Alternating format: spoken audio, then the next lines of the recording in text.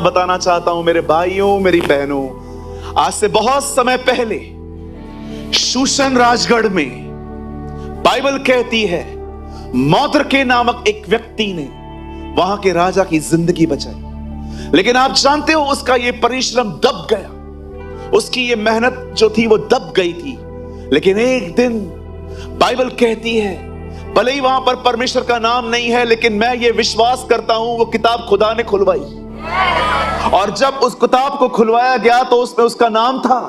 और प्रभु का वचन कहता है जब उसके लिए पढ़ा गया कि राजा की इसने जिंदगी बचाई थी, और प्रभु का वचन कहता है उससे सम्मानित किया गया।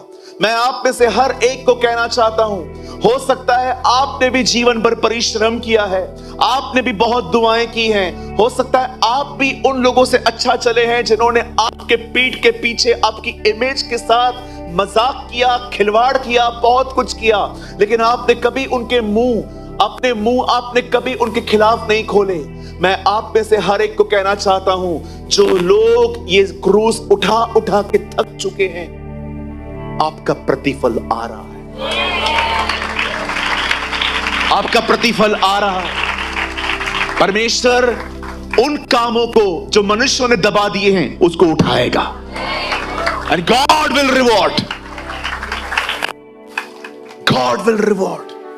ये मत सोचना कि मेरा काम नजरअंदाज किया गया है। हां, ये हो सकता है कि लोगों ने आपका चरित्र, आपकी मेहनत, आपकी लगन, आपकी दुआएं सब साइड में रखी हैं और वो सिर्फ आपकी नेगेटिव चीजों को देखते हैं। ये लोग हैं, लेकिन खुदा आपको जानता है। खाना खाने के बाद जब फाइनली वो कनान के सीमा पे पहुंचते हैं, बॉर्डर पे पहुंचते हैं, तब मूसा उन्हें इस मन्ने के विषय में एक बात कहता है जो बहुतों ने नहीं समझी होगी। वो कहता है, तुम्हें परमेश्वर ने यह मन्ना खिलाया ताकि तुम ये जान सको कि मनुष्य रोटी से नहीं परंतु परमेश्वर के हर एक उस वचन से जीवित रहेगा जो उसके मुंह से निकलता है। और आप सभी जानते हैं जब शैतान यीशु की परीक्षा कर रहा था, तब शैतान को यीशु मसीह ने यही वचन कहा था कि मैं रोटियों से जीवित नहीं रहता परंतु मुझे परमेश्वर का वचन चाहिए। आप जानते हो मूसा उनको क्या समझा रहा था? जानते हो ये खाना कब गिरता था? इसका टाइम फिक्स था। ये अर्ली मॉर्निंग आता था और ये खाना पका हुआ नहीं होता था, ये कच्चा होता था जिसको लेकर पकाना पड़ता था। वहां पर रोटियां गिरती थी और उसको पका के खाते थे। थोड़ा मीठा होता था। ये अफ्रीका में आज भी मिलता है। जानते हो जब ये लॉकडाउन था तो मार्केट्स खाली 1-1.5 घंटे के लिए खुलते थे और आप सभी जानते हैं हम कैसे निकलते थे घर से। ये सेम ऐसा ही था कि यही टाइम है, इसी टाइम पे निकलो। और आप देखते होंगे बाजारों में जो गर्दी होती थी, 1-1.5 घंटे में सब खत्म। वैसे ही इसके गिरने का एक टाइम होता था और ये था सुबह। मूसा इनको समझा रहा था जैसे तुम सुबह सुबह उठते हो इस खाने को लेने के लिए ताकि तुम खा के जीवित रहो, वैसे ही अगर तुम हर दिन परमेश्वर के वचन के लिए इस तरह जियो तो तुम जियोगे। एक्चुअली उनको वो ये समझा रहा था कि परमेश्वर ने इस रोटी के द्वारा तुम्हें सिखाया कि जैसे तुम्हें ये रोटी हर दिन चाहिए वैसे ही तुम्हें हर दिन प्रभु का वचन भी चाहिए। आज आप यहां पर आए हैं, भाई आकाश जो हैं आज आपसे प्रभु की आराधना करवा रहे थे। अब मैं आपके बीच में प्रभु का वचन दे रहा हूं। आप जानते हो उस भाई ने क्या किया? उस भाई ने मुझे जमीन सींच के दी। अब मुझे परमेश्वर आपको मेरे द्वारा आपके अंदर बीज बोना चाहता है। वो एक खाना है आपका। अब हमेशा याद रखना, आप यहां खाने आते हो और अगर याद रखना अगर आप नहीं खा के गए आप कमजोर पड़ेंगे। और ये हो सकता है आप यहां पर आके भी ना खा पाए। क्योंकि ये बहुत जरूरी है कि आप यहां आए। याद रखना, चर्च एक फीस्ट की तरह है, कलीसिया एक जिनावर की तरह है, वो एक डाइन है जहां पर परमेश्वर ने आपको बुलाया है कि आप यहां से खा के जाएं, और ये खाना ही आपको मजबूत करेगा। यीशु ने कहा उस भोजन के लिए परिश्रम मत करना जो नाश हो जाएगा, लेकिन उस भोजन के लिए परिश्रम करना जो मनुष्य का पुत्र तुम्हें देगा। जीवन की रोटी मैं हूं, जो कोई मुझे खाएगा, जो कोई मुझ में से पिएगा, वो फिर कभी प्यासा ना होगा। कभी आपने ये अनुभव किया है, सच बताइएगा, कि आप यहां पर आए पर आपने कुछ खाया नहीं? 1 2 3 मैंने महसूस किया है, मैं यहां आया पर मैंने कुछ खाया ही नहीं। क्यों? क्योंकि मेरा पूरा ध्यान ही यहां वहां था। परमेश्वर का जो वचन है वो आपका खाना है, वो आपकी रोटी है। और ऐसा नहीं है कि आपको रविवार इंतजार करना है कि मैं जाऊंगा। नो, आपको परमेश्वर ने आपको अपनी पर्सनल बाइबल दी है, ये आपकी रोटी है। इसे हर दिन खाएं, इसे चबाएं। कहिए चबाएं। कैसे चबाते हैं मैं आपको दिखाता हूं। जब कभी तुम प्रार्थना करो तो कहो, ऐ हमारे बाप, हमारे, मेरे नहीं, हमारे। ओह, गॉड वांट यूनिटी। हमारे, तू जो आसमान पर है। ओह, हमारा परमेश्वर आसमान का खुदा है, वो स्वर्ग में रहता है।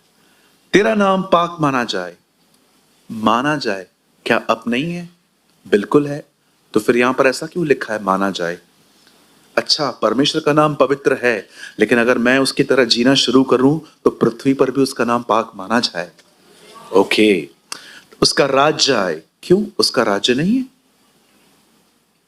अच्छा, मतलब अभी तक उसका राज्य नहीं है, उसका राज्य आने वाला है। जब आदम ने पाप किया तो आदम ने अपना अधिकार शैतान को दिया और शैतान ने सारी गड़बड़ियां फैलाई। लेकिन प्रकाशित वाक्य में लिखा है अब राज्य प्रभु का हुआ। इसका मतलब भविष्य में वह दिन आने वाला है जब परमेश्वर पूरी पृथ्वी पर राज्य करेगा। God will rain. इसलिए यीशु कहता है प्रार्थना करो उसका राज्य आए। हम इस समय परमेश्वर का राज्य नहीं देख रहे। आप देख रहे हैं शैतान नाच रहा है। हाँ, कलीसिया में जरूर उसका राज्य है, लेकिन बाहर हम देखते हैं, आप देख सकते हैं कैसे शैतान राज्य कर रहा है। लेकिन भविष्य में वह दिन आने वाला है जब उसका राज्य समाप्त होगा और एक ही राज्य होगा, वो हमारे परमेश्वर का होगा।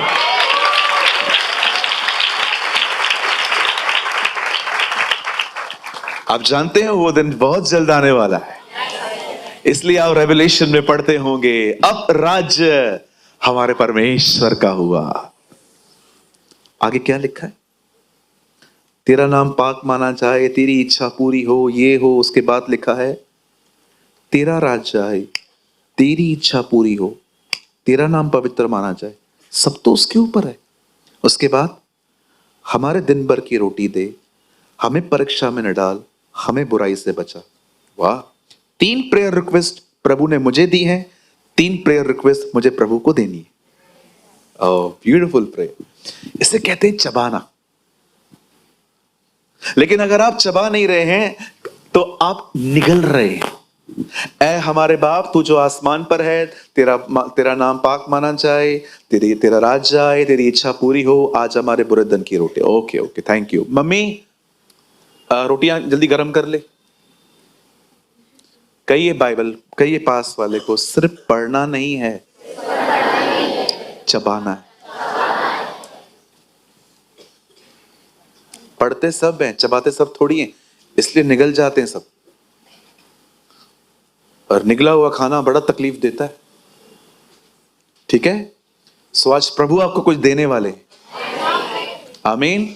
मैं बिलीव करता हूं आज प्रभु आपको बहुत अमेजिंग खाना खिलाने वाला है।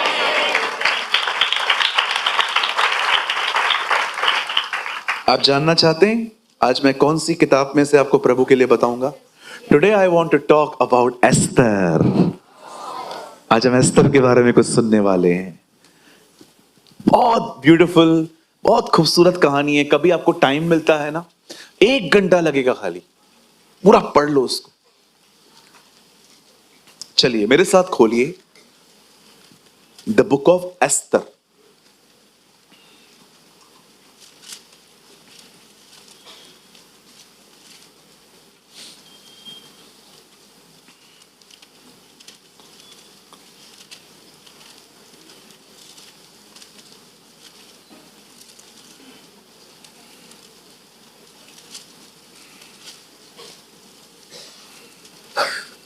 छह अध्याय, चैप्टर 6।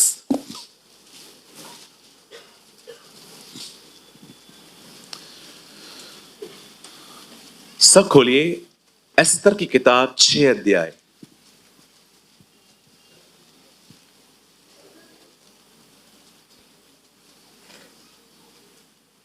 और प्लीज ब्रदर आप लगाइए 1 से। जिनके पास बाइबल है आप खोलें, जिनके पास नहीं है आपके वहां पर एक स्क्रीन है, यहां पर भी है, आप देख सकते हैं। उस रात राजा को नींद नहीं आई, इसलिए उसकी आज्ञा से इतिहास की पुस्तक लाई गई और पढ़कर राजा को सुनाई गई। मैं 3 गिनूंगा, आप में से हर एक को अपनी अपनी बाइबल में इस वचन को जोर से पढ़ना है और ब्रदर इंग्लिश में लगाइएगा। 1 2 3।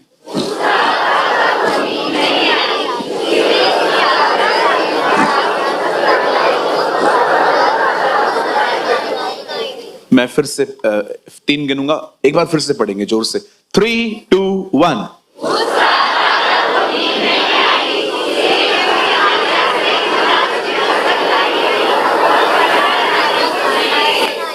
हालेलुया, बोलो यीशु मसीह की जय। प्रभु अपने इस पढ़े हुए वचन को आशीषित करे, आमीन। आइए मैं चाहता हूं आप सब सामने देखिए। आप चाहें आप अपनी बाइबल को ड्रॉप कर सकते हैं, पर मैं चाहता हूं आप सब सामने देखिए। हमारी बाइबल में एक ऐसी किताब है जिस किताब में प्रभु, परमेश्वर, यहोवा कोई नाम नहीं है। और ये किताब है एस्तर।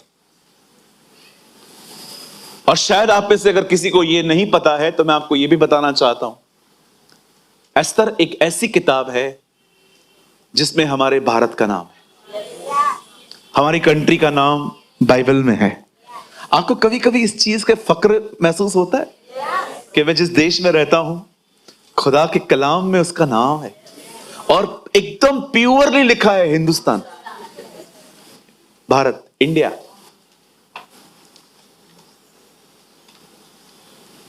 एस्तर एक ऐसी किताब है जिसमें परमेश्वर का नाम नहीं है, पर आप हर अध्याय में प्रभु को छुप छुप कर काम करते हुए देख सकते।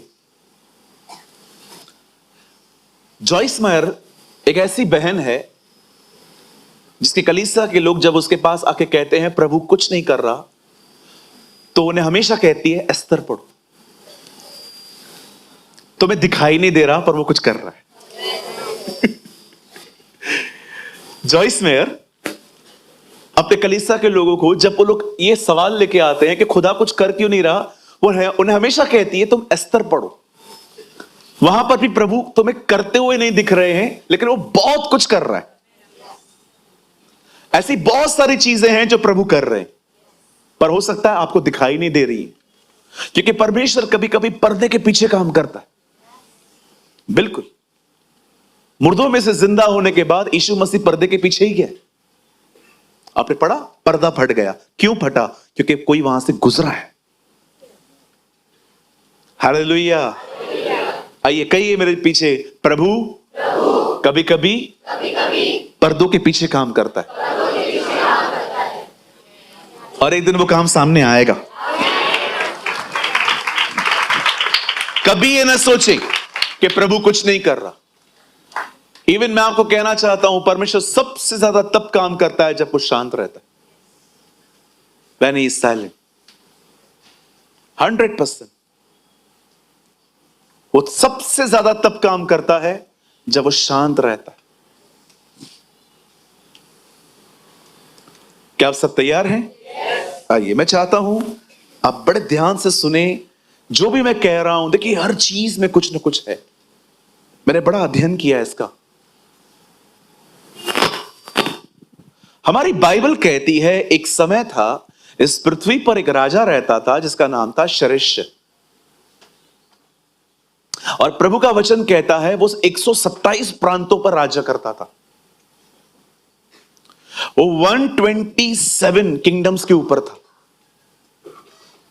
और एक दिन उसे ऐसा लगा कि मैं अपने 127 किंगडम्स में अपने सारे कर्मचारियों को एक पार्टी दूं। और आप जानते हो, ये पार्टी 180 दिन चली। और इस पार्टी में अटेंड करने के भी कुछ नियम थे।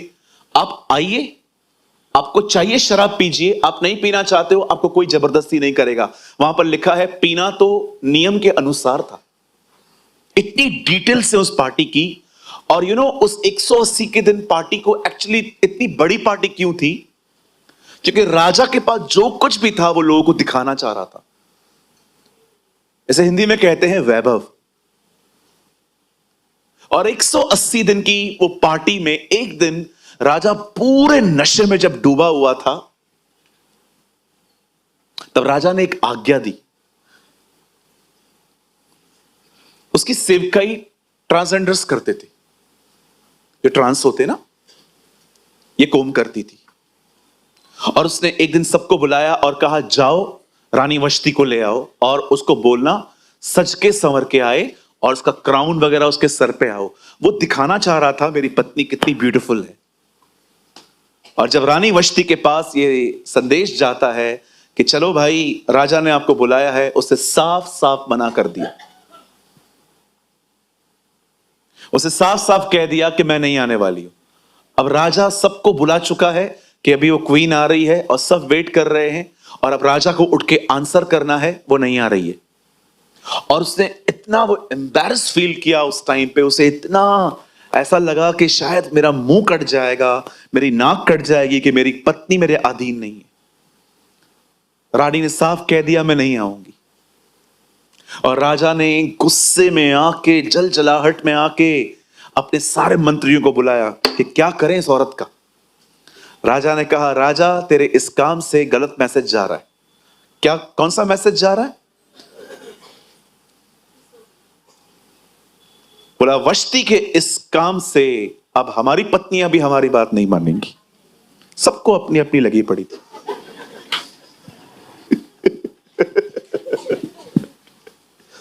बोला, राजा इसको ठीक कर, क्योंकि ये जब कहानी फैलेगी लोग कहेंगे वो नहीं मानती, मैं क्यों मानूं? है ना? लोग जब गलत काम करते हैं ना, तो हमेशा गलत उदाहरणों को ढूंढते हैं ताकि उनकी बेवकूफी को सपोर्ट मिले। देखा है आपने?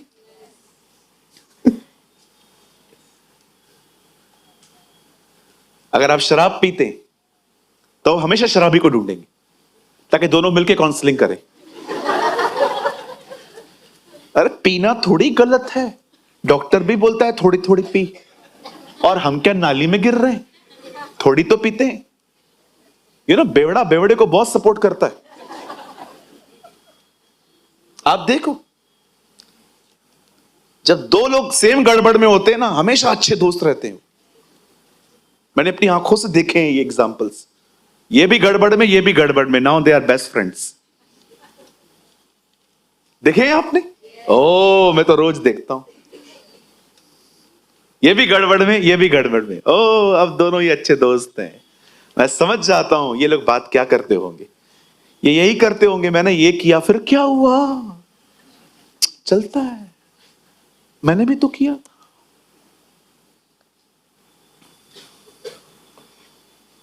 दस कोड़ी क्या कर रहे थे आपस में?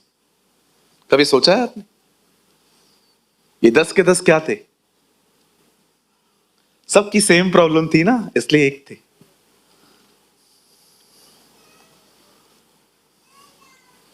कितने लोग बातों को समझ रहे हैं? संभलिए इन दिनों में। जब आप नीचे आते हैं ना, तो उससे मत मिलिए जो खुद नीचे है, उससे मिलिए जो खुदा में ऊपर है, ताकि वो आपको उठा सके। कितने लोग मेरी बात समझ पा रहे हैं? अगर आप स्पिरिचुअली डाउन है ना, तो आप उससे मिलो जो अप है ताकि वो आपको हाथ दे सके। उससे मत मिलो जो आपके लेवल में है, वो तो आपको अपने साथ एक मन कर देगा। आप बहन हैं, आपको बच्चा नहीं हो रहा, एक और बहन है उसे भी बच्चा नहीं हो रहा, वो आपसे मिली, उसने कहा देखो बच्चा नहीं हो रहा, नहीं हो रहा, मुझे भी नहीं हो रहा, क्यों जा रहे हैं हम चर्च, चल छोड़ दे, वो बड़ा पास्टर आने वाला है उसकी मीटिंग में चलेंगे। वो जो आता है ना, वो हाथ रखने से लोग गिर जाते। बचो, संभल जाओ।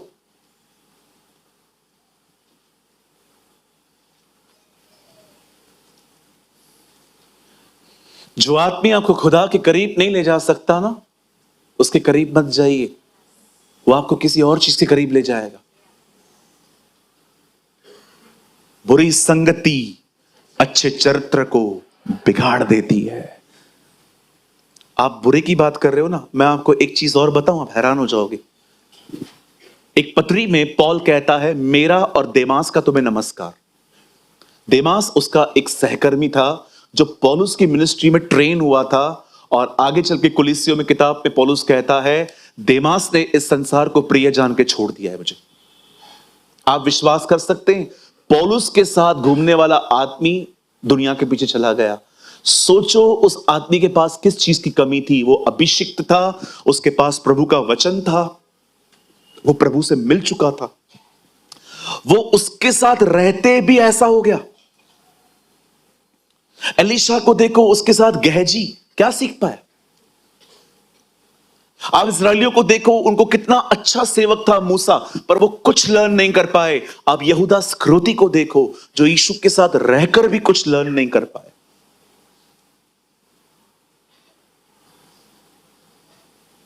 जिन भाइयों को मैं जानता हूं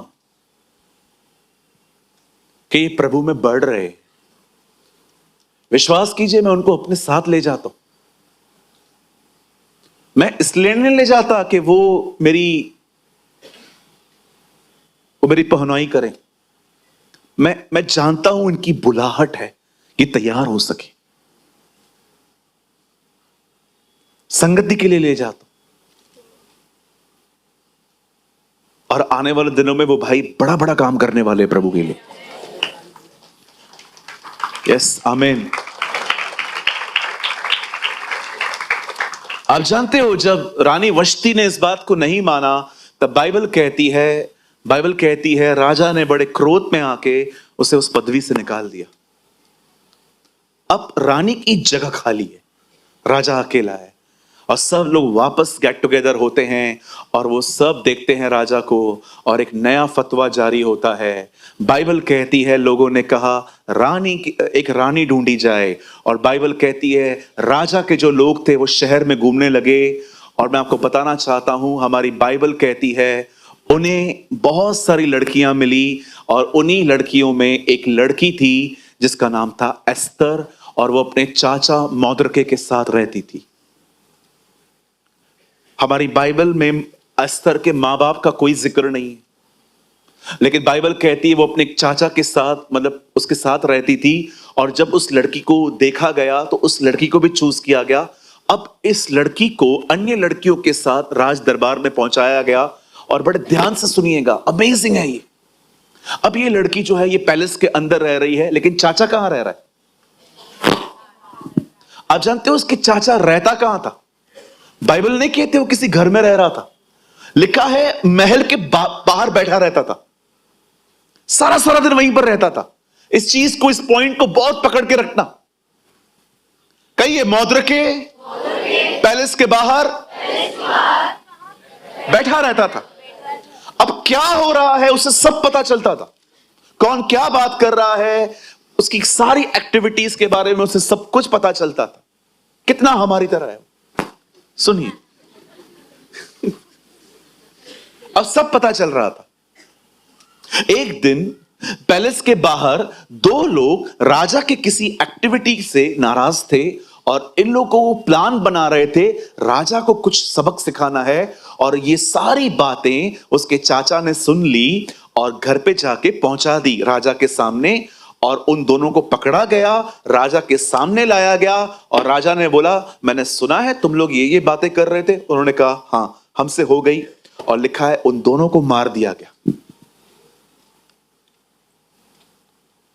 आप जानते हैं अब तक ये बहन जो थी, ये जब अंदर गई, अब 12 महीने बाइबल कहती है उसका खाना बदला गया, उसका पानी बदल दिया गया, उसकी संगति बदल गई। इवन हमारे बाइबल में लिखा है उसकी स्किन को और अच्छा करने के लिए बहुत सारी चीजों का उपयोग किया गया, क्योंकि राजा के सामने जाना था ना।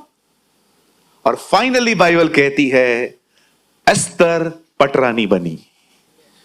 खुदा का कलाम कहता है वो क्वीन बनी, अब वो राजा की पत्नी बन गई।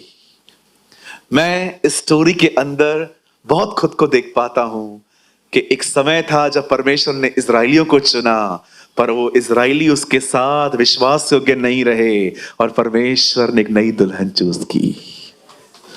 आप हैं वो। हालेलुया। आप में से कितने लोग ये बात जानते हैं? पहली दुल्हन पे आदम ने ब्लेम किया, पर दूसरे आदम ने अपनी दुल्हन का ब्लेम उठाया। आमीन। मैं आप में से हर एक को कहना चाहता हूं, आप सब यहां पर जितने भी लोग बैठे हैं, आप उसकी दुल्हन हैं। और आपको मैं बताना चाहता हूं, बहुत जल्द आपका विवाह है। बिल्कुल, बहुत जल्द हम घर जाने वाले हैं। एक परमेश्वर के दास ने कहा ऐसी शादी होने वाली है जो शादी खुद स्वर्ग ने भी नहीं देखी है। इन दिनों में एक परमेश्वर के दास प्रचार कर रहे थे कि हेवन में ऐसी मैरिज होने वाली है जो खुद हेवन ने भी नहीं देखी। Oh what a word. उसने कहा जैसे वहां तैयारियां हो रही हैं, वैसे इस तरफ भी तैयारियां करो। जब आप आराधना करते हैं, आप वचन को सुनते हैं, आप प्रार्थना करते हैं, आप आराधना करते हैं, आप हर वो काम करते हैं उसके करीब जाने के लिए, आप उसके लिए तैयार हो रहे हैं। हालेलुया। और याद रखिए इस चीज को हमेशा, वहां एक ऐसा विवाह होने वाला है जो विवाह खुद स्वर्ग ने भी नहीं देखा है। एक जश्न होने वाला है ना? कितना मजा आएगा ना। जिसके बारे में हम सुनते आए हैं उसको आंखों से देखेंगे। ओ जीसस। भाइयों, समटाइम्स आई फील जो प्रकाशित वाक्य में लिखा है ना, वो हमारे सारे आंसू पोंछ देगा। मुझे ऐसा लगता है जब हम उसे पहली बार देखेंगे ना, इतना रोएंगे, इतना रोएंगे, इतना रोएंगे, और वो आपकी आंखों से आंसू पोंछ देगा। उस दिन यह वचन पूरा होगा, देखो उसने हमारे सारे आंसू पोंछ दिए। आमीन। एक परमेश्वर के जन ने कहा जब वो तुम्हारे सामने मुकुट लेके आएगा, आप उसके मुकुट को देख ही नहीं पाएंगे। क्यों? उसकी शक्ल के सामने मुकुट कौन देखेगा? अच्छा हंस रहे भाई। How beautiful. उसकी शक्ल कितनी महान, कितनी। अब उसकी शक्ल पे कोई जख्म नहीं है। He is a beautiful Jesus. ओ इतना खूबसूरत है वो। जब आप उसके bosom से टच करेंगे ना, आपको ऐसा लगेगा कि इस जिंदगी में पहली बार मुझे सच्चा प्यार मिला है। आपको इतना सुकून होगा, इतना सुकून होगा, आप बोलेंगे oh right now I am in the right arms. बिल्कुल अच्छे आर्म्स में हूं। और मैं आपको एक बात कहना चाहता हूं, उस जीवन को पाने के लिए यहां कॉम्प्रोमाइज मत करो। यहां जो बर्दाश्त करना पड़ रहा है ना, कर लो, लेकिन वो मत छोड़ो, वो मत छोड़ो। बहुत अमेजिंग है। कभी आपने सोचा है ऐसी जिंदगी जो कभी खत्म ही नहीं होगी? सोच के देखो। ब्लॉक हो जाता है दिमाग, मतलब मरेंगे ही नहीं, कभी भी नहीं, हमेशा हमेशा। आप सोच के देखो, खाली देखो दिमाग काम कर रहा है। ऐसी जिंदगी जब कभी हम मरेंगे ही नहीं, हमेशा उधर ही रहेंगे। इवन इस युग का अंत हो जाएगा। लिखा है वहां पर न सुबह होगी न शाम होगी। दिन और रात निकल जाएंगी। अभी कैसे दिन है, शाम को रात हो जाएगी, वहां पर दिन और रात खत्म हो जाएंगी, वहां हमेशा रोशनी होगी। बाइबल कहती है खुदा के अंदर से एक नूर निकलेगा, उसी से पूरी वो दुनिया चमकती रहेगी। It's called heaven. और वो पाने के लिए क्या इधर क्या बोलो, बातचीत को छोड़ दे यार, है ना। बंद कर दे बहनों, बंद कर दो गॉसिप। क्या मिलेगा, मुझे